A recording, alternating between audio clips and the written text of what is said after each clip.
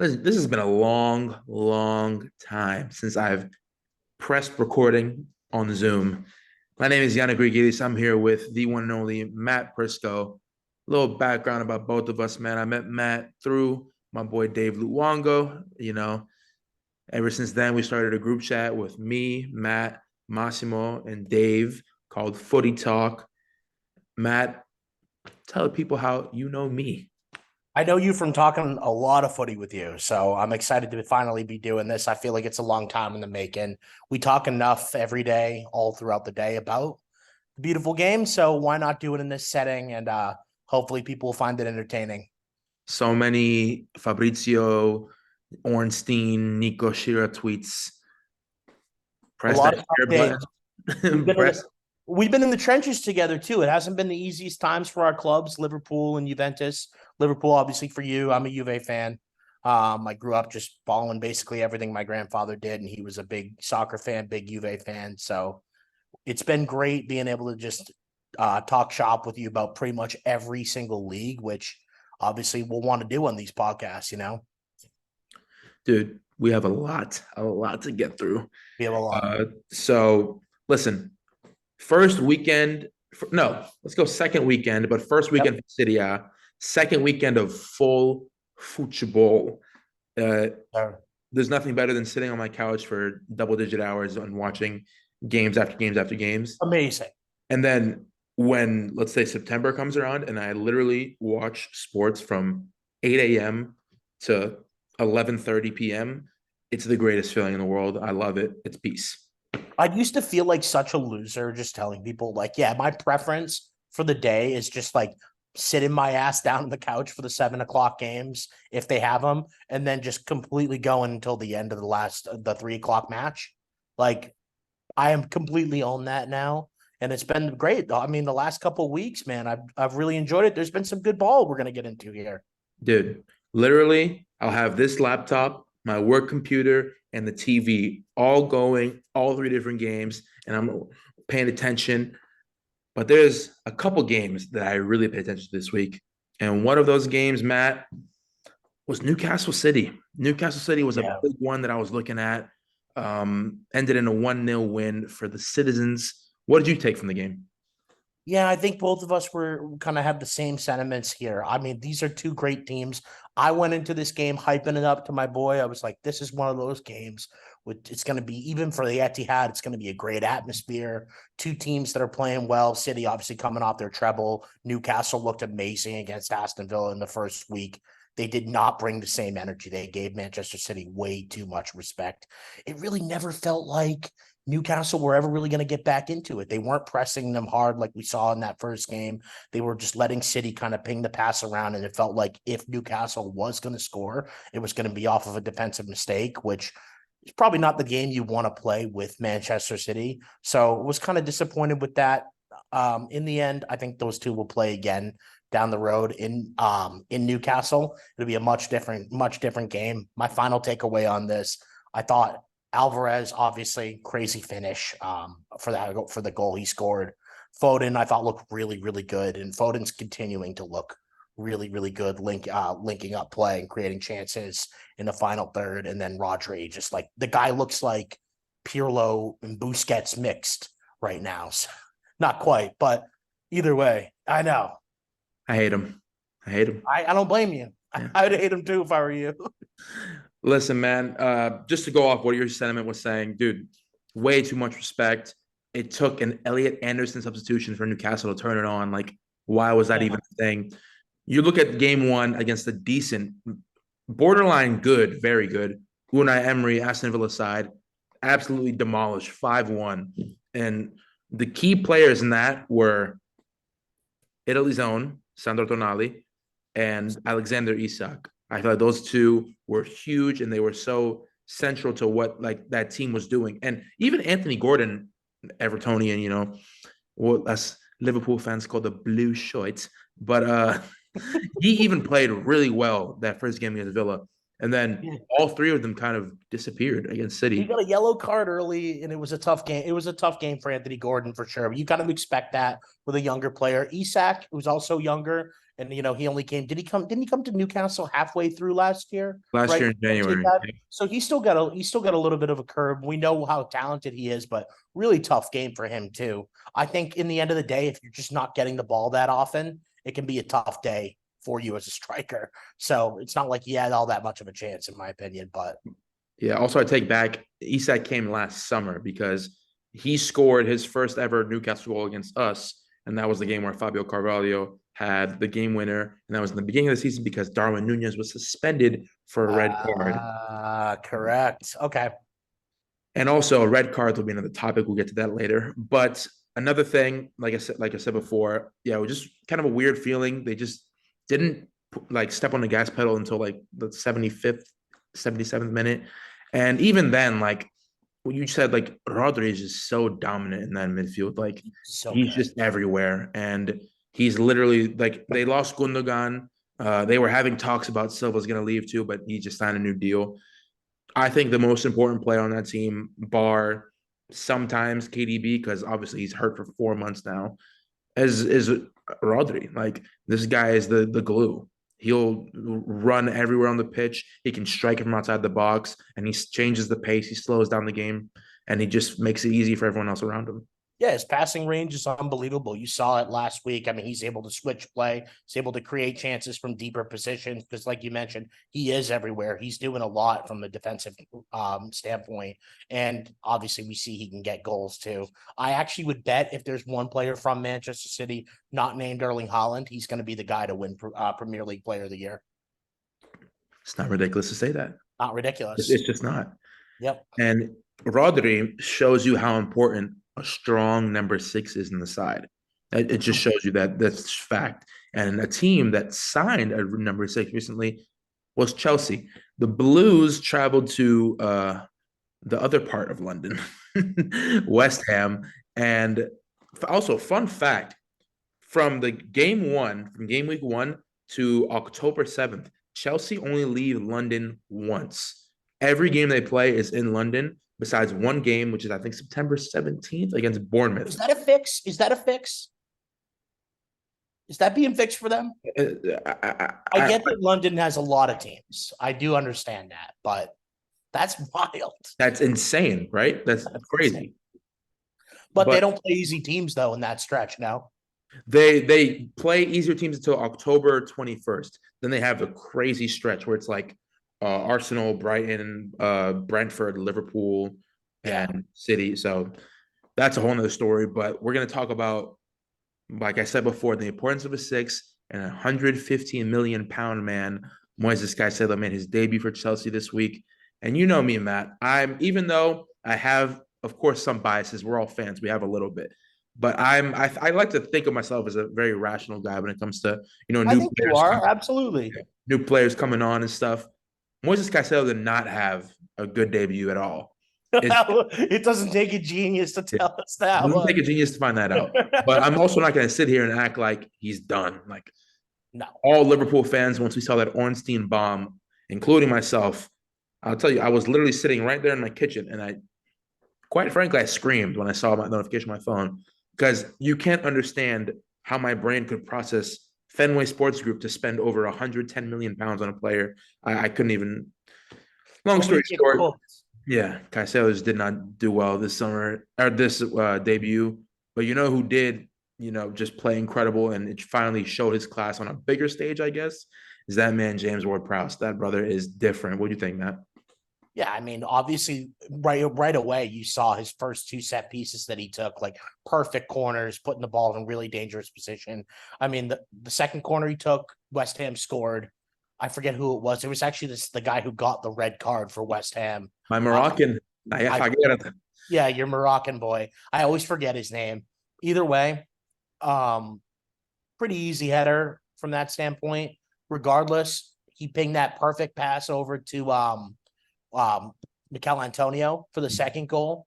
Just looked really comfortable in that midfield. I feel like he's a perfect partner for Souček, who's like going to do a lot of the dirty work. And that's not to say Ward-Prowse can't do that, but his class is being on the ball, pinging forward passes, like fits like a glove into this West Ham midfield. Amazing replacement that they've done overall just as a team West Ham, just when you think about losing a player like Declan Rice, being that, like, I don't want to call him small of a team, but being that level of a team, you lose a superstar player. They've done an amazing job this offseason. They play Brighton next week. I think it's going to be a really, really good game. Will definitely be Brighton's first test overall. But yeah, I mean, this game's more about, to me, Chelsea having a really tough go at it. If you look at all the goals, like I mentioned, the first goal was scored off the corner, pretty easy header. Defender left him way too much space to be able to get that jump in. The next two goals were scored off defensive errors again. So I think Chelsea are just shooting themselves in the foot, and they really have to look at that back line and think, like, is this the back line that we can go with for the rest of the season if we want to have a shot at making the top four with no Europe? And I think that the rest will come together. Like, unlucky break for Chukwuemeka. Dude, so Just unlucky. horrible to see. You know, he scored a beautiful goal, was looking pretty good to start his Chelsea career here, but I guess it's just as simple as now Mudryk has to do what they actually paid for, and he's been looking terrible. So there's a lot of uncertainty around Chelsea. I will own this right here, right now. I picked them to make top four because I do think Manchester United looks so bad. I don't see it happening from Spurs. I think if Newcastle made Champions League back-to-back years, that would be an incredible accomplishment, even though it's pretty possible. I wanted to try Very and pick possible. something very possible. I wanted to try and pick something a little different, and it's not looking so good right now, especially when you look at that defense and you just ask yourself, how do they really solve that for the Mhm. rest of the season? I And don't know. especially with the fact that they just had two major injuries. They're losing Nkunku until January, Right? and then now once again, Reece James goes out injured for which is several weeks apparently, could be months with Yep. another hamstring injury. What I was looking at my phone over here, I was pulling up my Premier League predictions that I had for the year. I had Chelsea finishing sixth, and then Newcastle fifth. I had Newcastle fifth. Do you have Man United in the top four? I did. I Do you mean, want to transition to this, or do you have any other points to make on the Chelsea West Ham game? West Ham. I just wanted to say that I think Said Benrahma and Jared Bowen on the wings are very fast and they complement Prowse very well. And also, the next game, West Ham Brighton, is the battle for Mohamed Kudus because West Is Ham, that how it's gonna be, like, played out? Like, the winner gets him, actually. I It guess. happened with Jude Bellingham, right? Okay, I'm kidding about that. I'm kidding. No. But no, like because Brighton apparently they agreed personal terms. West Ham apparently agreed personal terms, had their bid accepted, but then there was a problem with the contract. Who knows? Whatever team gets Kudus, bro, imagine either West Ham or Brighton with Mohamed Kudus. Like, that's ridiculous. But moving on, yeah, Ridiculous. Like, yeah. we'll transition to United. Now, let me say this about United. Obviously, I'm a Liverpool fan, die hard, die for my club, easy. I hate Manchester United. I do. It's just a fact. But like I said, I'm a rational fan. Let's remember what happened last year after the first two games under Ten Heisenberg. It was Brighton at home, L, and then Brentford 4-0. And then game three at Old Trafford, they beat us. So I'm not ruling United out just yet. Matt, let's go back to you need a six. And Casemiro was that guy last year. Like we talked about before the show, we've seen nothing but 180 minutes of bad football. Matt, how do they fix this? Well, first, you just made a really interesting point. Like, Casemiro came over and everybody started saying, like, Manchester United just won the lottery, taking this guy off Real Madrid. The reality is Real Madrid don't let great players leave their club. They let them leave at the right time. And I think they might have nailed this too. Casemiro looks like he's been on the same diet I've been on recently. I don't really know what's going on over there, but he's not impacting the game like he used to. And now he's playing next to Mason Mount, who's trying to figure out what his role is. I'm still trying to figure out what his role is there. So this is the big difference, right? You mentioned that last season, Manchester United started off tough. Okay, they got a little bit pragmatic, a little bit more pragmatic as the season went on, found an identity. Rashford was playing particularly well. Mhm. Okay, they were able to get themselves in the top four in a Premier League where Liverpool was no good compared to normal standards, right? Chelsea, no good. Arsenal and City fighting a two-way title race.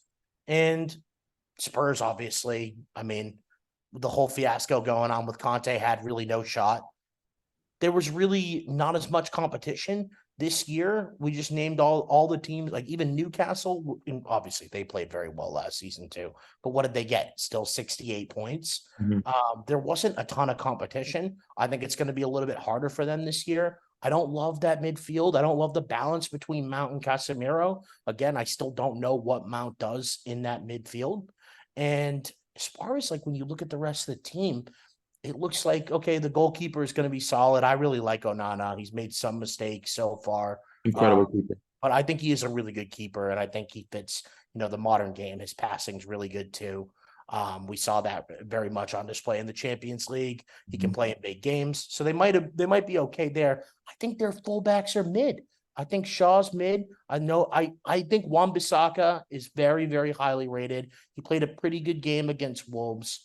I don't see him as anywhere even close to like the Reece James, Trent Alexander-Arnold level. Like nowhere even remotely towards there. I think defensively, like he's more composed than I gave him credit for initially. Going forward, he doesn't bring remotely the same kind of quality.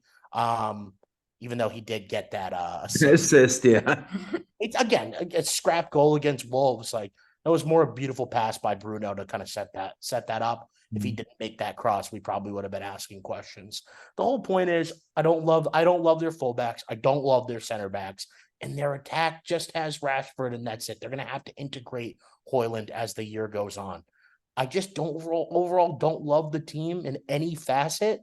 So I can't pick them to be in the top four. And I think that this game against Spurs showed that they're not confident whatsoever yet. And it looks even more importantly so, it's going to take them a decent amount of time the rest of the season to get this team to even play a decent football. Yeah, my two big problems, you kind of already touched on both of them.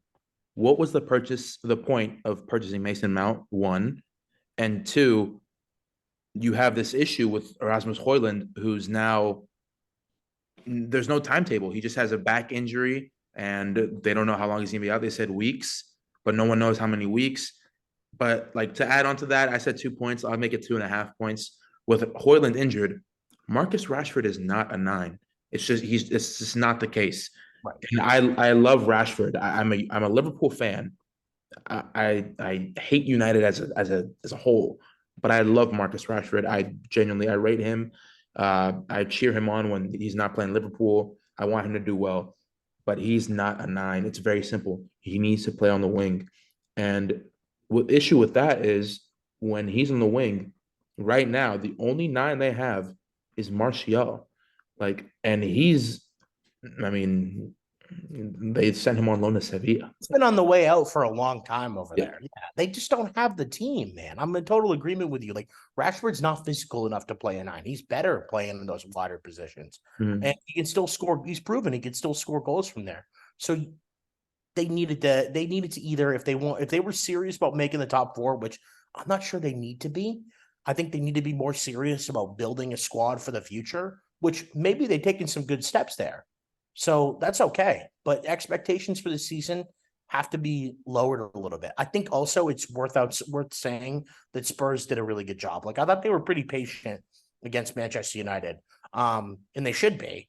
That was probably the right approach by that coach there. But Basuma breaking the lines, how good he was with the ball at his feet, back to back weeks, he looks like a really, really special player. I respect to Højbjerg, respect enough, I guess, to Bentancur. I didn't see it at Juve, but I guess he's pretty solid in the Premier League. Respect to them being solid midfielders. If they can get a serious player next to him, maybe even a little bit more defensive-minded player in place of Højbjerg, and maybe Højbjerg becomes depth, that's a really, really solid midfield. But overall, credit to him and James Madison playing in front of those guys right now looks excellent. He looks like the exact profile that they need, like being able to deliver dangerous passes from those positions, similar to a Christian Eriksen in a lot of ways, Mhm. except he might have even better feet. I mean, if you would have told me that Bissouma would be playing like this after what Conte had that man in prison last year, not getting any time on the pitch, I would have looked at you crazy. And especially the fact that Liverpool Like, I mean, we have a midfielder already that's kind of that profile. We don't really, we kind of need a more physical six, but 30 million pounds in this market for Yves Bissouma is very impressive, and he's been killing it. What I wanted to talk about as well before we switch to the next topic is United this weekend are at home against the tricky trees of Nottingham Forest. If that's the litmus test, if they do not give a convincing 3 points, then I'm going to say, okay, this operation is in trouble. Because if we've been looking at Forest, Taiwo Awaniwi has, I hope this I say his name, he has I think scored, it is. Yeah, you he nailed it. scored in like I would have eight got it. straight games. Eight straight games. I If know. if you watch that Forest game, I know it was against Sheffield, but Gibbs White looked great. I've been saying this. I've been hyping Gibbs White up to my roommate, everybody I talked to about the Premier League. This Mhm. kid had 8 assists last season, and just even more so, you know me how I feel about statistics. Like, I'm always important to bring it up, but when you just watch him play, he's consistently dangerous, and he's Side like, test. Side yeah, test. exactly, right. And you see him doing a lot of things, like a wide variety of skills. Like, he's got almost everything in his locker from an attacking perspective. He's pretty young, so this is not going to be. He's 23 years old, Mhm. so the next step up for him is probably to stay in the Premier League. Um, and they're probably got about two or three other guys on that team. So Nottingham Forest, low key, I know we're kind of drifting, but they're low key building a decent project to stay in the Premier League for a while once they make some of those sales. It's kind of cool. And they just got Gonzalo Montiel, the guy who won the winning penalty for the Argentina in the World Cup. They got him on loan with an 11 million pound option to buy. So it's not crazy. It's a good price actually. But yeah, I mean, that's like I said, that's going to be the litmus test for United. If they can't get a convincing win at home against Nottingham Forest, then I'm going to say, okay, we're in trouble here. All right, fair enough. Next, we're going to talk about Go ahead. Liverpool Reds. Liverpool Reds, man. Listen, 2 words and 2 words only. Dominic Soboslai. This guy is the truth. You sure those two words? No, Dominic Soboslai. no, he played amazing. I mean, yes, it's Bournemouth. I get it. But even in that first game against Chelsea, he just looked so dominant on the ball. Excuse me. He's calm under pressure. He can spray the line breaking pass or switching the field. I love this guy. I was taking the piss a little bit in the chat talking about Van Dijk officially back. He's put in two at least 8.5 out of 10 performances. Really solid for sure. Yeah, him and Konate have been playing very well. I'm a little worried about Trent getting that knock on his ankle because they haven't given like an official update. That was Klopp weird. said, Yeah. yeah, Klopp said maybe. Klopp basically said it was a kick. There's nothing really to worry about. But I have PTSD from every time that it was just a knock, and then all of a sudden it turned into a 4 month injury with Thiago. But I see another point we have down here is Jota on the front three. Matt, I love Diogo Jota. I love him with all my heart. This guy, at his best, he's besides Salah, he's probably the best finisher in our squad, 100%.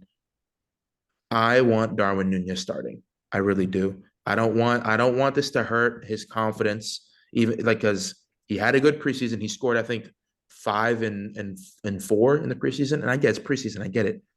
But apparently there was tweets. I don't know if this is real or not, but there were tweets about him running down the tunnel, looking very upset after full time. You only played 5 minutes, I think. We paid 64 million pounds with like 20 something add-ons. We got to play him, man. And if he needs to start this weekend against Newcastle, because clearly last year at St. James Park, where we are going to go play again, crazy atmosphere. Darwin takes one down on his chest, slots one in, banger from a beautiful Trent assist. Darwin scored against Newcastle. He scored against City in the Community Shield. He scored against Madrid in the Champions League. You know, besides Bar City, he can do it in the big games. He scored a brace against Liverpool in the Champions League 2 years ago. I So, agree. That's how they found him, was off the Champions League, right? Like, off his Champions League reputation, obviously was very good for Benfica in the league. And I'm not only do I agree with you, when does it get to the point where if you pay that much money for somebody and they're not starting for you at this point, especially when there's a need there? does he become on paper a flop? And I only say that not because I don't think Darwin Nunez is a flop. I've Mhm. seen enough good things to know that last year, any of the mistakes that he made was just classic first year in the Premier League, young player trying to get used to a new league, new team, new system. I think most people agree with that. Some people still say he had a bad year. I think they're a little crazy. Mhm. Good strikers miss opportunities, right? Um, but like you mentioned, the confidence piece for him, like he objectively becomes a flop if you guys aren't starting him and you paid that much money for him this year. If he's not starting this year, what's happening there? And I want to ask you, like, is it something tactical why they want to play Jota as basically a false nine? Like, I don't really understand it. So this goes back to what I wanted to talk about earlier about how we need a six. And with Iota starting now, last year when we had Lucho Diaz hurt, Darwin would start at left wing and Gakpo would be our false nine. And as you can see, Gakpo's been playing at the 8 these past 2 games. Right. Cody Gakpo is incredible on the ball. He's his shielding, his ball control, his calmness under pressure, and he Looks can stronger this year too. Sorry to cut you exactly off. even more physical. Him as the false nine is perfect for this team. Dropping into the midfield, holding possession, looking for the run, even speeding up the counterattacks. That's perfect for us. But with Lucho Diaz coming back and now scoring 2 and 2 and scoring 2 very good goals, may I add, it complicates with Darwin. Are we going to play Cody as a false nine? Are we going to play Darwin as a striker? Are we going to put him on left wing, even though Lucho's in form? I want, in my perfect world, we have a 3-2-2-3 when we're in possession. Trent inverted. We'll have a 6. Inshallah, preferably Sheikh Ducore or somebody, bro. We need a 6. This is ridiculous. So Trent 6, McAllister, Soboslai, Lucho, Dartwizzy, Salah. But then again, how can you drop Gakpo? I mean, these are good problems to have, but I do. There's never been a time in Liverpool, maybe for 3 games at max, where Darwin has started every game. I don't know why. I need to get this kid's confidence up. He scored 16 goals last year. Yeah. Let him start game in, A game out. striker, though. As a striker, I can't understand why you guys would have spent the money on him if he wasn't going to play as a striker. He's not going to play left wing. He's not going to take over for Diaz. Mhm. So he's got to play as a striker if he wants to. But given the counterattacking nature of how Liverpool play, I will say when you bring up and you texted us the Gakpo not false nine, Mhm. I do see that working really, really well. Like It's beautiful. he's a It's decent beautiful. finisher. And like you said, like he's gotten even more physical. He's gotten even better at those counterattacks now. Like I feel like he's in a perfect position to be able to play that role. So I don't know. It is a good problem to have because you guys have a lot of attacking talent. Really do. It's just more about like putting the pieces together. And it's early. Do you want to quickly do our Arsenal and Brighton stuff? Because I know we still have to get to Yeah, we Sarah. got 7 minutes left in this meeting. Hey man, it's that footy talk. It is what it is. I know, bro. Matt, drop the Deserby agenda. Let's go. Look, the agenda's been there for everybody to see and praise. Like he has come into the Premier League and took a very good Brighton team and made them really, really, really next level good. Like if you look at the way they're playing and how involved literally every single player on the pitch is in their attack and how it translates out there, like his ideas are literally translating. It's not just they played Luton Town so far and they played Wolves. Like his ideas translate against the biggest teams. Like his first game literally was against Liverpool. They probably should have beaten Manchester United in the FA Cup semifinals. Like they should have had a chance to play Manchester City in the final. He's already done so much in not even a year as a Premier League manager. That's all I want to say because there's not much more that we can add right now that we don't already know. They literally just they haven't played great teams, but Matoma looks unbelievable, and Ciso got a start last week, and he looked fantastic. Solly Marsh looks really good. I mean, their midfield is going to miss. Obviously, they lost their two best players. They lost McAllister and Caicedo, two guys who do totally different things. They brought in Dahoud. There's going to be a big learning curve. There's some good things I've seen from Dahoud throughout his whole career. There's some bad things. How that move works out kind of remains to be seen. Regardless, they put 8 in the back of the net so far. I'm just excited to see this game against West Ham because obviously they're going to be a lot more compact and a lot harder to score on. But really exciting just to see like De Zerbi's ideas literally happening in motion, like in front of our eyes, almost on a weekly basis. Like you just can't deny it. The way that this Brighton team plays, it's beautiful to watch.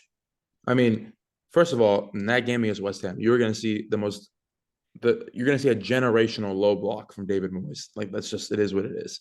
But Yeah, exactly. De Zerbi, first of all, Brighton scouting department, what the hell? They're finding these FSG. Listen, it's okay to take a risk on players. Buy from Brazil, buy from Argentina, buy from these low market places. Brighton are getting these dudes from Paraguay, bro. And Ciso is from Paraguay. Who was in I the know. like Caicedo is from Independiente del Valle, I think. What? Like, and it's insane. They're already getting their Caicedo replacement from Lille, I think. I forget his name. I have to go check that again, but it's incredible. I mean, just hats off to Brighton, hats off to De Zerbi. I would love to see them go on a Europa League run. I want us to win the competition, obviously, Am but I crazy for saying, by the way, that Brighton could win the Europa League this year?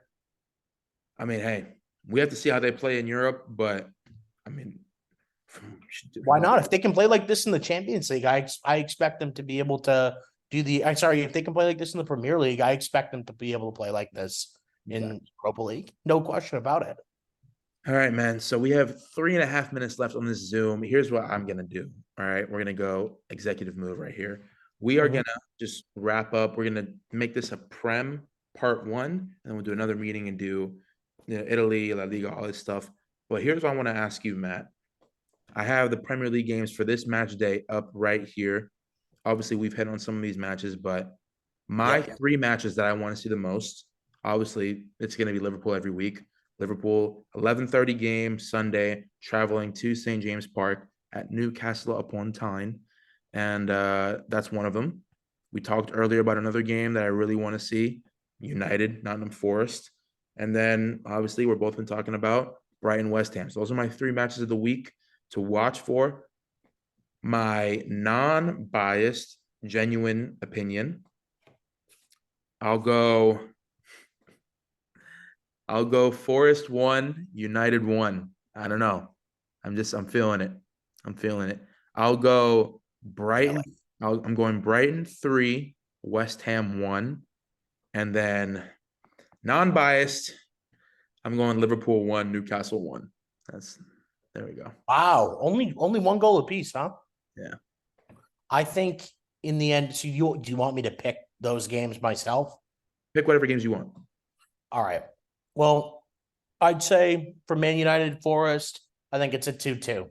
I really am still so skeptical of Manchester United and how they defend. Like, I think they've been a little lucky to have come across Wolves, who, by the way, should have scored like 5, 6 goals in that first game. And then Spurs, who obviously have so many issues when it comes to their attack and have had. They have on paper a pretty good attack, but Richarlison's really, really struggled so far this season. Kulusevski's look at the smile on your face.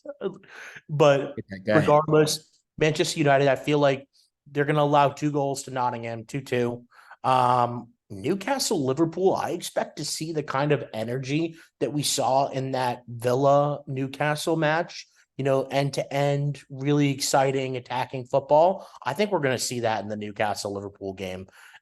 I mean, it sounds like you think that, Liverpool, either Newcastle or Liverpool are going to give each other a little bit more respect. I'm looking for that back and forth matchup, exciting attacking football. And then I'd say Brighton West Ham is definitely the other game to pick. And I love your score line. I think that Brighton have put eight goals in the back of the net already so far. West Ham, like you said, are going to play that classic David Moyes style, low block, hard to break down. The problem is Brighton just have too much talent, and they're going to find a way to get those 1v1 matchups with Matoma, or Solly March is going to send in a dangerous cross. Their guys are going to make runs into the box. They're going to be proactive and try and score it. I think they'll succeed. 3-1. They're playing great. There we go. That will be our Premier League roundup with Matt and Yanni. Just one more thing before we leave. Deserby, if you do not start Joao Pedro and mess up my fantasy Premier League again, I need to have some work to do on the South Coast. Ladies and gentlemen, we will be back with a part 2. Serie A, La Liga, big picture stuff. We'll be right back.